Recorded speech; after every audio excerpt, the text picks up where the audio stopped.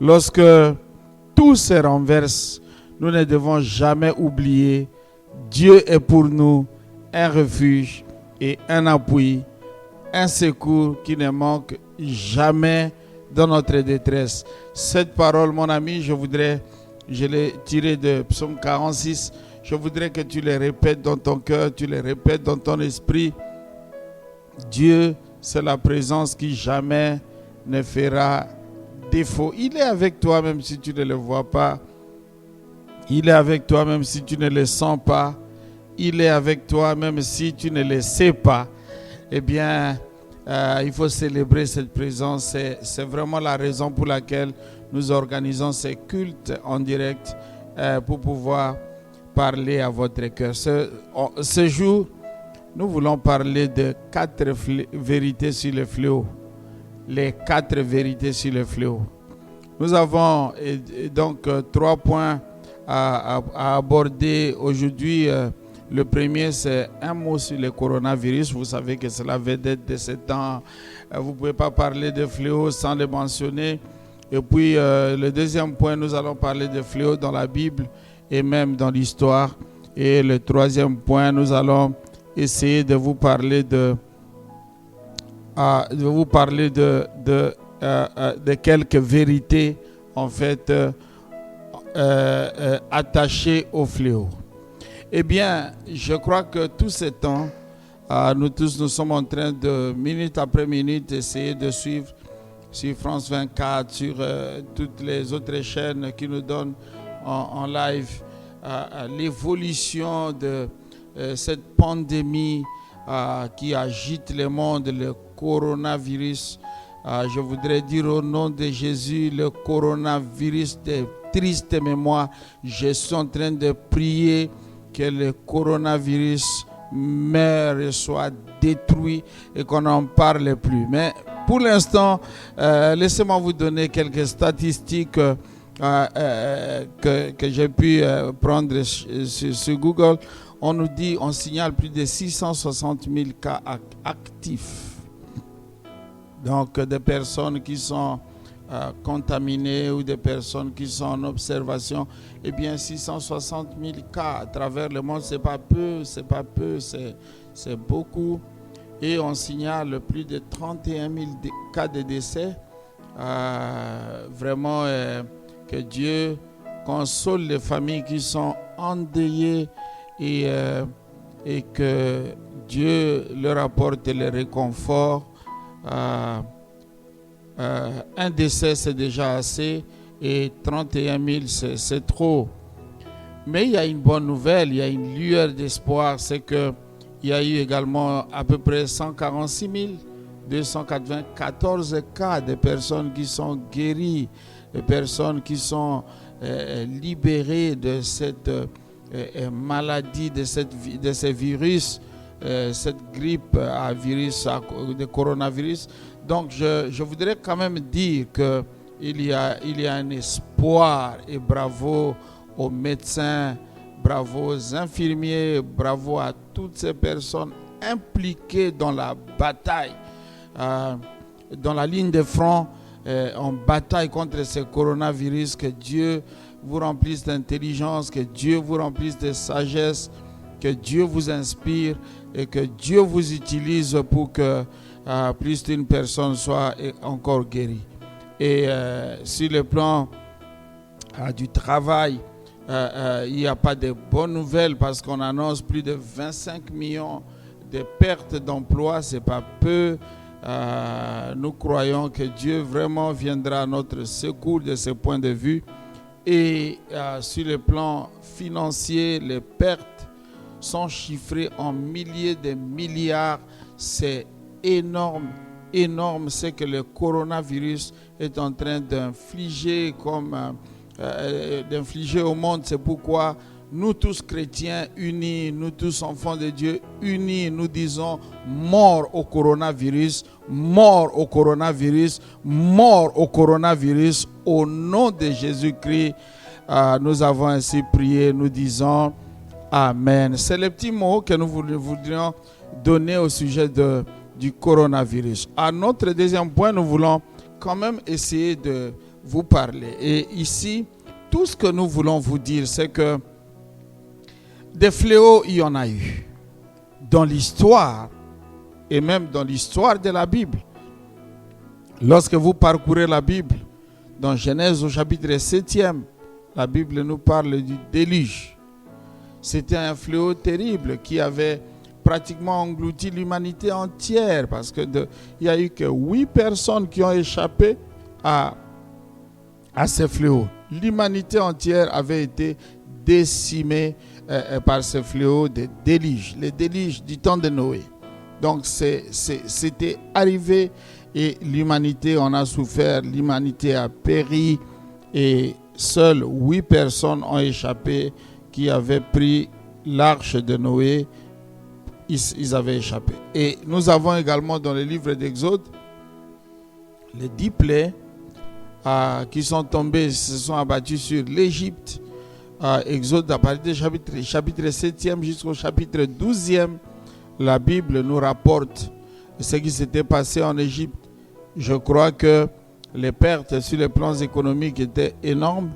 Je crois que les pertes en vies humaines étaient énormes. Je crois qu'il y a eu tellement de pertes par rapport à ces 10 plaies ou à ces 10 fléaux qui s'étaient abattus en Égypte. Nous n'avons pas que ça dans la Bible encore.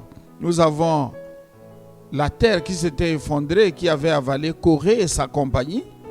Et donc, là, c'est dans Nombre chapitre 14, à partir du chapitre 14 jusqu'au chapitre 16e, la Bible nous parle de ces fléaux qui étaient arrivés. Plus de 250 personnes ont été englouties vivants. Et à la suite de ça, le peuple qui a murmuré a été frappé et plusieurs sont tombés morts dans le désert. Donc, c'était également un grand fléau à cette époque-là. Le 4e exemple, c'est une famine qui s'était déclenchée du temps du roi David. La Bible parle de 3 années où Israël était plongé dans la famine. Et vous savez que lorsqu'on parle de la famine dans la Bible, en fait, ça a toujours été la résultante d'une sécheresse. Et donc, on suppose qu'il y a eu cette sécheresse qui n'a pas permis à ce que les gens cultivent, à ce que les gens élèvent. Et la conséquence, c'était la famine. Et avec la famine, vous savez, la santé est toujours fragilisée, le nombre de morts toujours augmente. Et c'est ce qu'ils ont connu en ce temps-là. Plusieurs personnes sont mortes à cause de ces fléaux-là. Et nous avons également les recensements que David avait organisés en Israël. Vous savez que Israël, le roi d'Israël ne devait pas compter sur ses armées ou son armée. Le roi d'Israël comptait sur l'Éternel des armées. La force d'Israël, c'était son Dieu.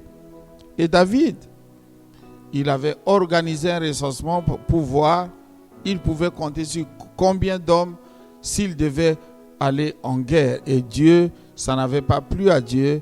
Et le Seigneur lui a proposé 3 fléaux. Il dit, choisis entre ces 3. Et le fléau qui était arrivé, c'était la peste. Et la Bible dit 70 000 personnes sont tombées et sont mortes en 3 jours. En 3 jours, 70 000 personnes dans l'échelle d'un seul pays sont mortes en 3 jours. Donc je crois que c'était sévère ce qui était arrivé du temps du roi David. Et il faut considérer que toutes ces choses que je donne et que j'essaie de relever dans la Bible, c'est juste pour vous montrer ou pour nous montrer que ce n'est pas la première pandémie ou les premiers fléaux qui arrivent à l'humanité que ce coronavirus.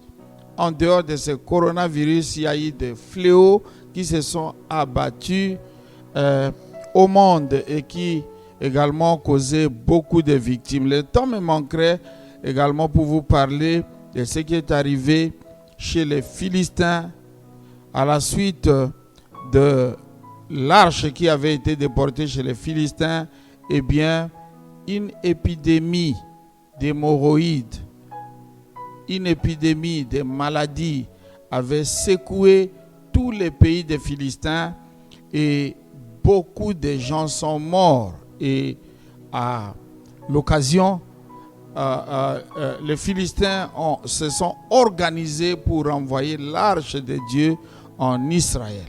Donc ça, ce sont pour le moins les fléaux, les fléaux qui sont arrivés à travers l'histoire de la Bible. Je n'ai pas été exhaustif. J'ai pris juste ces quelques fléaux juste à titre indicatif, mais vous pouvez continuer votre étude de la Bible là-dessus et vous verrez que jusqu'en Apocalypse, la Bible annonce que des fléaux vont arriver à l'humanité. Et ça, c'est ce que nous pouvons trouver dans la Bible. Mais dans l'histoire de l'humanité, nous avons la peste noire qui avait sévi au Moyen-Âge et qui avait atteint le sud de l'Europe et la partie nord de l'Afrique. Beaucoup de gens sont morts à cause de cette peste-là. Nous connaissons également en 1918 et 19 la grippe espagnole qui a fait autant de victimes. C'était également un très grand fléau qui était arrivé. Aujourd'hui, nous faisons face au coronavirus, un autre fléau qui s'abat à l'humanité. Moi, aujourd'hui, ce que je voudrais dire, c'est que, et ce sera mon troisième point, le point sur lequel je vais m'attarder un peu, c'est juste pour vous dire que les fléaux arrivent. Les fléaux arrivent et il y a un ensemble de vérités que chacun de nous peut retenir au sujet des fléaux. Et aujourd'hui, j'en ai 4 que je voudrais partager avec nous. La première vérité que je voudrais que chacun de nous retienne, c'est que le fléau n'est pas un phénomène nouveau. Ce n'est pas un phénomène nouveau. Le fléau, ce n'est pas un phénomène nouveau. C'est un phénomène vieux, comme l'humanité. Donc, autant ont vécu les hommes, autant les fléaux se sont répétés à travers le monde. Ce n'est pas les premiers fléaux. Il y a eu des fléaux qui sont arrivés à différentes époques et il est important que nous puissions nous en souvenir. La Bible dit: il n'y a rien de nouveau sous le soleil. Ce qui a été, c'est ce qui sera. Et si aujourd'hui nous sommes en train de vivre le coronavirus, nous ne devons pas oublier qu'avant le coronavirus, il y a eu des grippes aviaires, il y a eu des grippes espagnoles, il y a eu toutes ces choses qui sont arrivées. Il ne faut pas oublier cela. Donc, retenir que ce n'est pas un phénomène nouveau. Ce n'est pas un phénomène nouveau. La deuxième vérité que je voudrais que chacun de nous retienne également, c'est que ce qui fait les fléaux, c'est soit sa taille, soit son ampleur. Ce qui fait un fléau, c'est soit sa taille, soit son ampleur. Donc, je voudrais dire que à un certain moment, ce que nous appelons fléau arrive, mais à de faibles proportions. Et quand ça arrive à de faibles proportions, on ne parle pas de fléau. On ne parle pas de pandémie. Mais lorsque cela a une très grande ampleur ou arrive à un très grand nombre de gens, eh bien, on parle de fléau. Le fléau est un malheur grand ou un malheur qui s'abat sur un grand nombre de personnes. Mais sinon, lorsque cela se produit dans un petit milieu, ça atteint très peu de personnes, on ne parle pas de ça comme d'un fléau.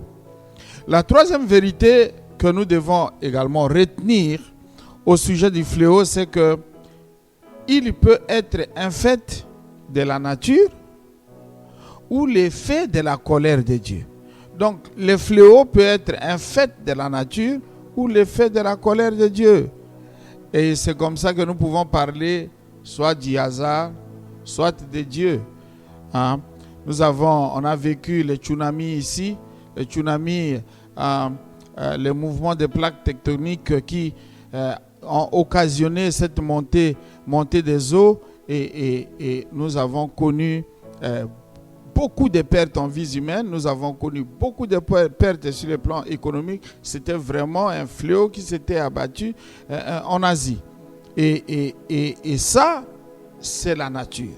C'est lorsque la nature se soulève, c'est lorsque la nature réagit, c'est lorsque la nature agit que nous parvenons à de tels fléaux. Nous avons des tremblements de terre qui arrivent également, qui créent beaucoup de dégâts et qui causent beaucoup de torts aux gens. Je me rappelle encore les années passées où les volcans en Islande s'était réveillé. Il y a eu de la fumée en Europe, des vols ont été cancellés, c'était devenu difficile et tout. Les gens ont souffert des maladies respiratoires également et tout, parce que c'était quelque chose qui était arrivé. Mais ça, c'est la nature. C'est lorsque la nature s'élève, lorsque la nature se soulève, nous vivons des fléaux de ces gens-là. Mais il y a des fléaux également qui arrivent, qui sont l'effet de la colère de Dieu. Donc Dieu est fâché contre l'humanité, contre un pays, contre un peuple. Eh bien, il peut également soulever la nature contre nous.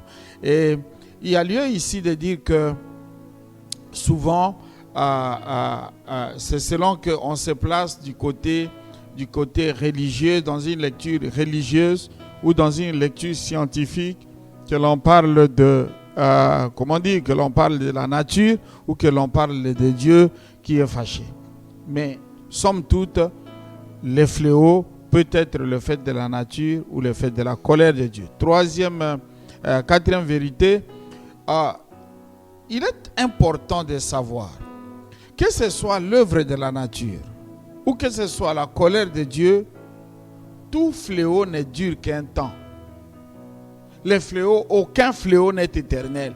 Et ici, je suis en train de parler pour dire que même ce coronavirus ici ne sera pas éternel.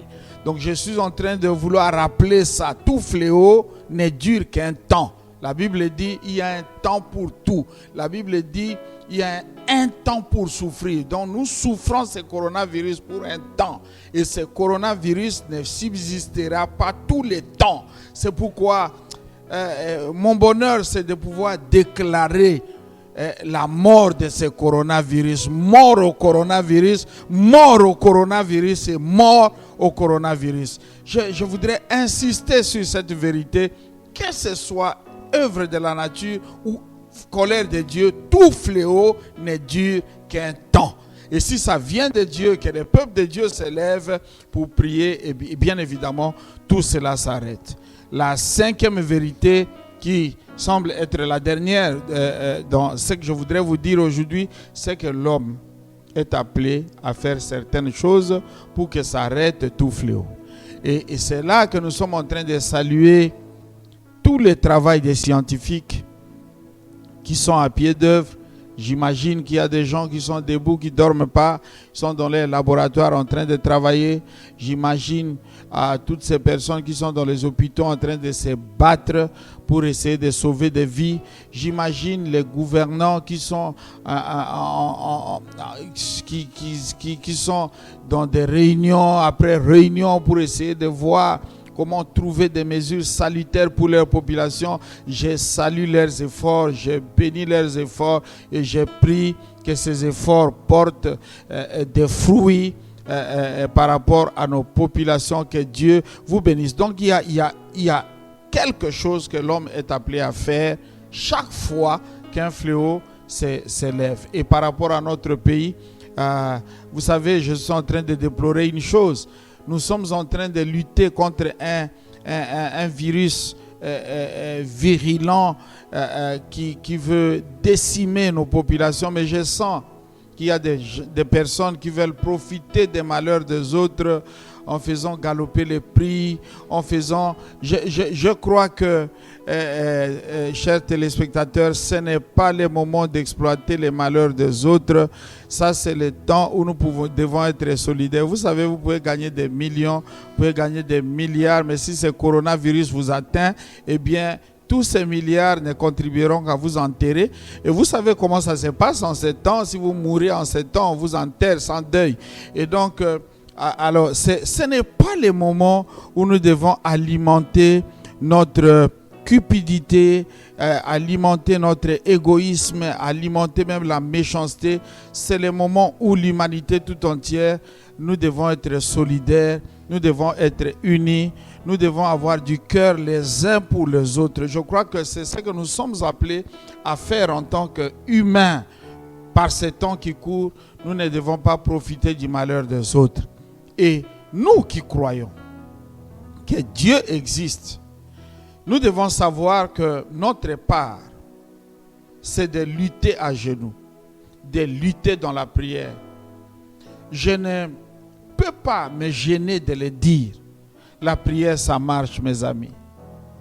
Chaque fois que le peuple de Dieu, que les hommes de Dieu se lèvent en prière, qu'ils crient à Dieu, en tout cas, Dieu intervient et les malheurs s'arrêtent.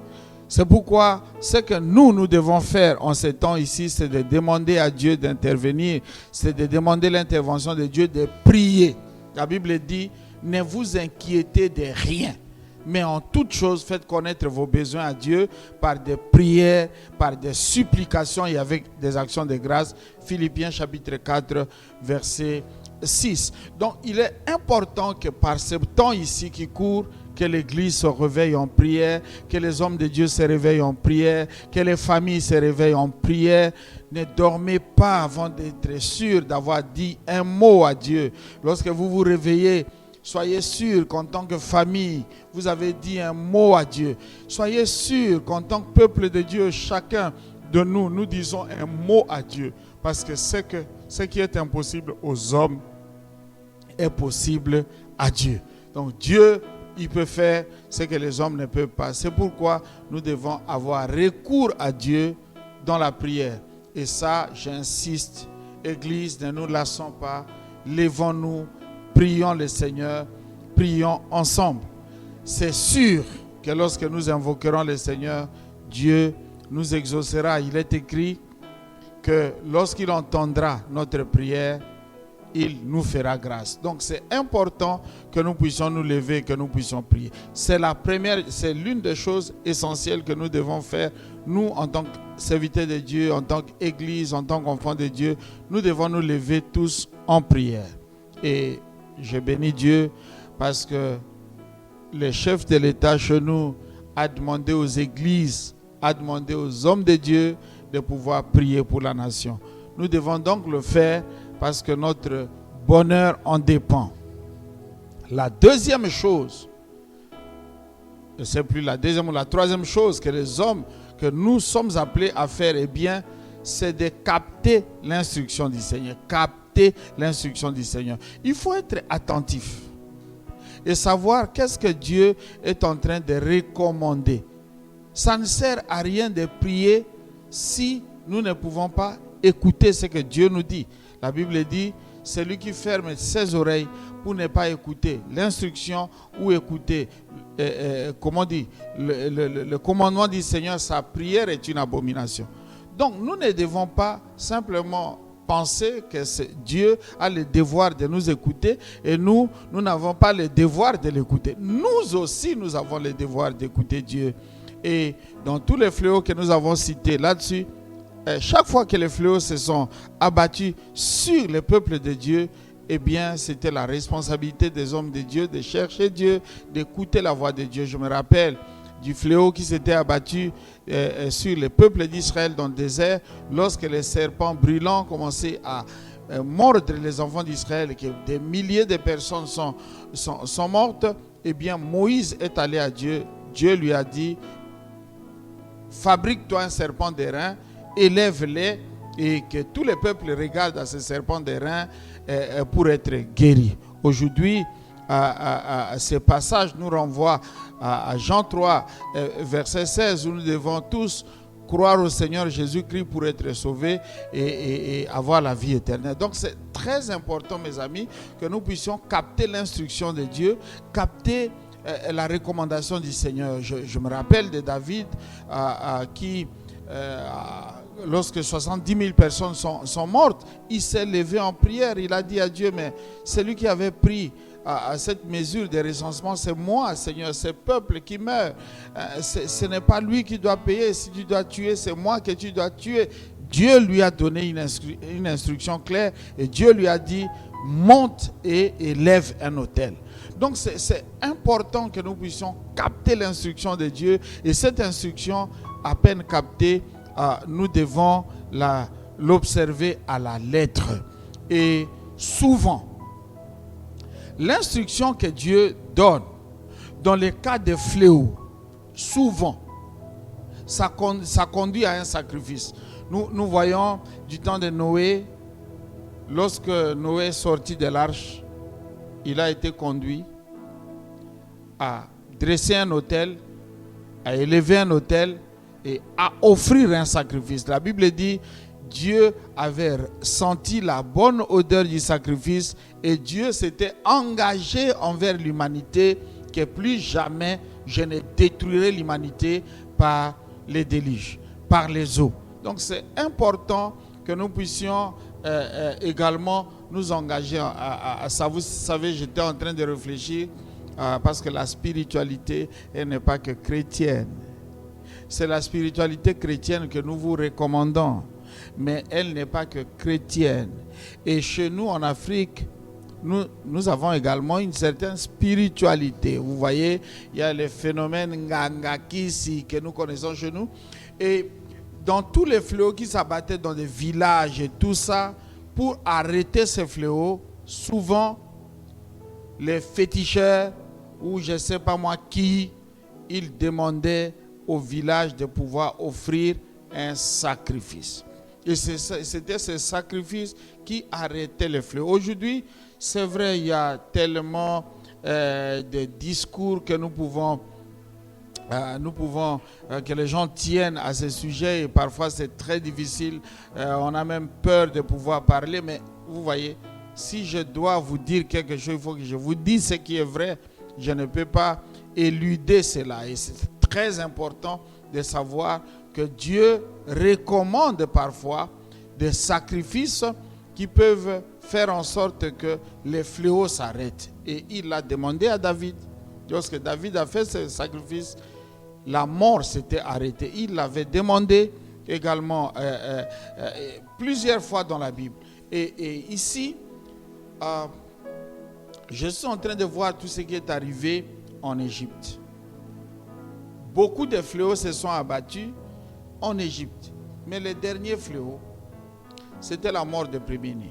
Et là, Dieu a demandé à son peuple, il dit à son peuple, il faut que chaque famille offre un agneau d'un an, un jeune agneau d'un an, qu'il le sacrifie. Et la chair de cet agneau va vous servir de nourriture. Vous allez manger ça, vous allez manger ça. Mais le sang de cet agneau sera réservé pour un service. Et le service, c'était placer le sang sur les linteaux des portes, placer le sang sur les fenêtres, ainsi de suite, afin que l'ange de la mort ne puisse pas sévir dans les camps du peuple de Dieu. Ce que je dis ici, je le dis aux enfants de Dieu. Je le dis à ceux qui croient que Dieu peut parler.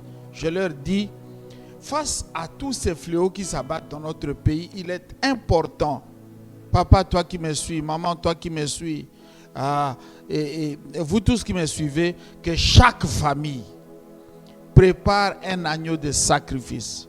Je sais qu'il y a des gens qui se préparent à me dire, Jésus-Christ est notre agneau pascal, pourquoi tu veux nous recommander toutes ces choses? Tout ça, c'était de l'Ancien Testament. Parfois, c'est facile de dire certaines choses quand tu n'as rien entendu de la part de Dieu. Ne discute pas de certaines choses si Dieu ne t'a rien dit. Et donc, ici, c'est une question de responsabilité.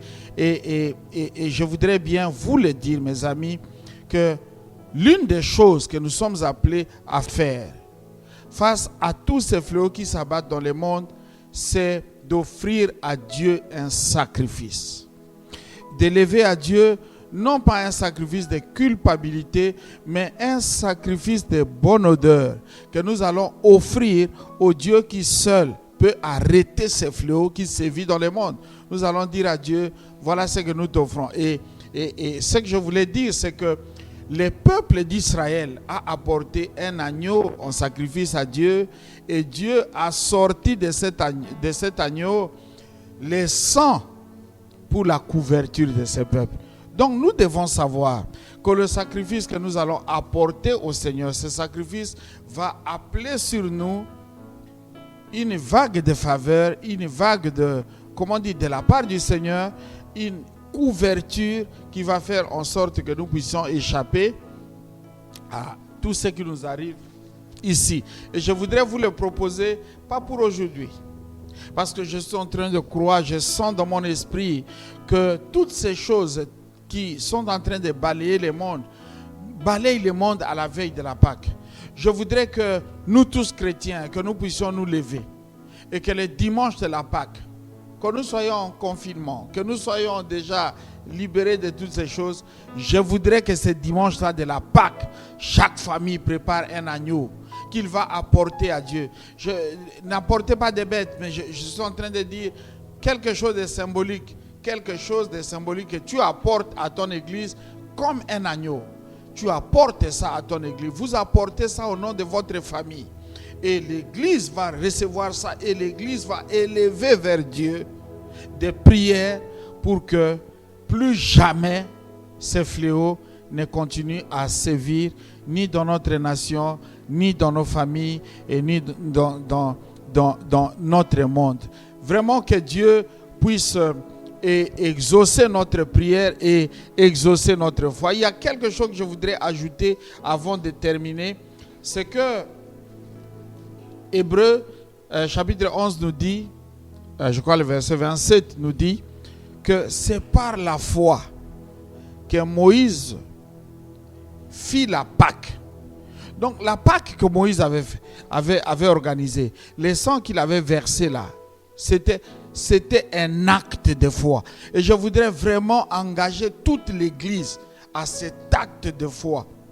Quand je parle de l'église, je ne parle pas seulement de la pierre vivante, je parle de toutes les églises, chacun dans son église. Je voudrais que nous tous, chrétiens, chacun dans son église, que chacun s'organise à faire parvenir son agneau pascal à l'église et que les hommes de Dieu dans les églises réceptionnent ces agneaux pascal et prient le Seigneur. Invoque Dieu pour que ces mal ne sévissent plus, que ces fléaux ne soient plus et que Dieu puisse nous accorder, comme il a accordé au peuple de Dieu en Israël, notre exode. Que nous puissions être libérés de ces virus, libérés de ce coronavirus et que ces fléaux ici rentrent dans l'histoire et qu'on n'en parle plus. Je crois ce que je dis et je le dis avec bonheur. Bien-aimés, voilà ce que je pouvais vous apporter aujourd'hui. Que Dieu vous bénisse et que Dieu nous accorde sa protection contre le coronavirus, sa sécurité contre le coronavirus. Soyez bénis au nom de Jésus-Christ. Amen. On acclame le Seigneur là où on est. Que Dieu vous bénisse.